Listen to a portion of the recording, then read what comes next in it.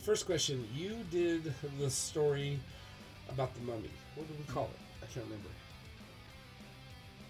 Good God, that's a hell of a question right there. Well, no, that wasn't one of the questions. I was going to say it was just the mummy. I've always just referred to it as the mummy. We'll go with the mummy. What was your inspiration for doing the mummy? The only direction I had been given was it's a mummy that talks a lot. So I tried to think of just the most annoying, nonstop talking stories I've read, heard, anything, and thought, how can I make this comical? It's got to be something different. In a book that I think had or in an anthology that had a whole bunch of, what's the word I'm looking for?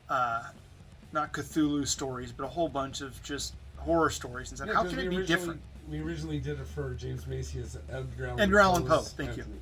But that anthology never came out. So this is what we're doing to be able to get it out. I know he did some things to get out parts of it and whatnot, but you and I weren't able to take advantage of it. So, but dude, I thought the mummy was your idea. No, because we were doing the anthology, you had just said, hey, here's what I've been tasked with. Do you want to write and get it done? I said, sure, let's do it. But no, it wasn't. All I was given was, and I don't remember what Edgar Allan Poe story it was based off of, but it had to do with the mummy that talked too much. Oh, that's right. And I was like, okay, how can I make this entertaining? How can I try and make it different? Oh my God. Honestly, not really being an Edgar... I don't want to say I'm not an Edgar Allan Poe guy. There's obviously a level of respect there, but I'm not a super fan, so I really wasn't even sure and didn't even want to read the core material. I was like, how can I just make it work and make it entertaining and be different than what's expected? And so in 10 pages you made the world's most annoying undead. That was my goal. I thought, how can I make... can you make it so annoying that it's entertaining? Almost like a combination, and it wasn't any level of real inspiration, but it was, looking back now, it's kind of Deadpoolish. I mean, he's just got this childlike ignorance, Oh, he's so going on and on and on. Oh, I like your hair. And it was just like, how do I keep that ball rolling? How do I keep it going and try to get all the mileage I can out of it without having someone deliberately have to go, dude, you got to cut this down. Fitting it into like 10 pages was a beast. Well, I think it worked.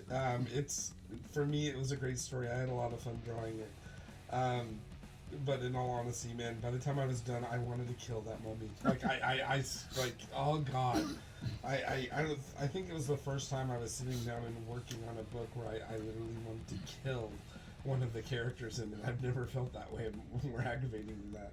No, and I think, but some of that was also the goal, is how do you take something that's just 8 or 10 pages, just a one-shot, just a mummy that's, at least in my impression, that's just me, this is a damage story. This is a damage story based off of a Edgar Allan Poe coincidence, and it was like, how do you make something in there that has appeal and has an opportunity to extend past that? And I dig that. I think that's one of the things I like about doing damage the most is the arcs are always small, and all the issues are like readable on their own. So you definitely hit on those marks. If you had ever said to me, hey dude, I want you to write a story about a mummy, I would have laughed. I would have said, yeah. And it wasn't until I did that I was like, God, this is... Yeah, it was so much fun. You even got another story that we're going to do a little bit later, The Trouble with Goblins. Yeah. And that turned out really... You know that my son can't sleep without checking underneath his bed and stuff because of the goblin scene in the movies where he looks down into the chairs and there's a goblin there. He's so freaked out by that drawing. That specific scene was another one of those things where I think it was just, at least for me, there's that reality, there's that tangible, there's that everyone can associate with sitting down to do something and feeling something on your leg. And it was just, I was trying to make this impression really quickly of how devious are they? And it just, I don't know, I thought it played out better. Why do you like writing in the first place? Growing up just a Star Wars nerd, a fantasy nerd, it was always something that just immersed people. You know, it draws you in. Star Wars is such a culturally significant story, and the ability of someone, and I say someone, of George Lucas, although, you know, if you've watched stuff, you understand how much outside influence there was, or how much input he received from other people, that being able to grab people and draw that emotion is just something I dig. You know, you and I have had conversations about, you know, our love of comics and our love of professional wrestling, and both of them, to me, it's moments. It's creating a moment that has someone feel a level of inspiration, frustration, anger, enjoyment, satisfaction, resentment. That's just, it's a very powerful thing. Yeah, taking other people along for the ride. It's such a validating sensation. Mm-hmm. It's something that's beyond you, but that came from you, and it becomes like this amazing feeling when it works right. The more people that are along with it, the better.